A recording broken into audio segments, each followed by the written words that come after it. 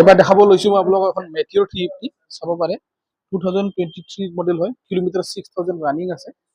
একদম স্ক্ৰেচলেছ গাড়ী আপোনালোকে যদি এখন যদি মানে নাম্বাৰ প্লেটটো নলগাই খুলি থয় তেতিয়া আৰু নতুন গাড়ী বুলিয়ে ক'ব কাষ্টমাৰে চাই লওক একেবাৰে ধুনীয়া কণ্ডিশ্যনত হৈছে 23 মডেল গাড়ী আপোনাৰ কিলোমিটাৰটো কৈ দিছোঁ 6000 আৰু ইয়াৰ প্ৰাইচটো আমি কৈছোঁ 1,75,000 1,75,000 হ'লে এখন গাড়ী ল'ব পাৰিব নেক্সট চাব পাৰে এখন দেখাইছোঁ মই ইণ্টাৰচেপ্টৰ যদি কোনোবাই 650cc গাড়ী বিচাৰি আছে ৰয়েল এনফিল্ডৰ ইণ্টাৰচেপ্টৰ 650 মোৰ ঘৰত আছে 2019 মডেল গাড়ী হয়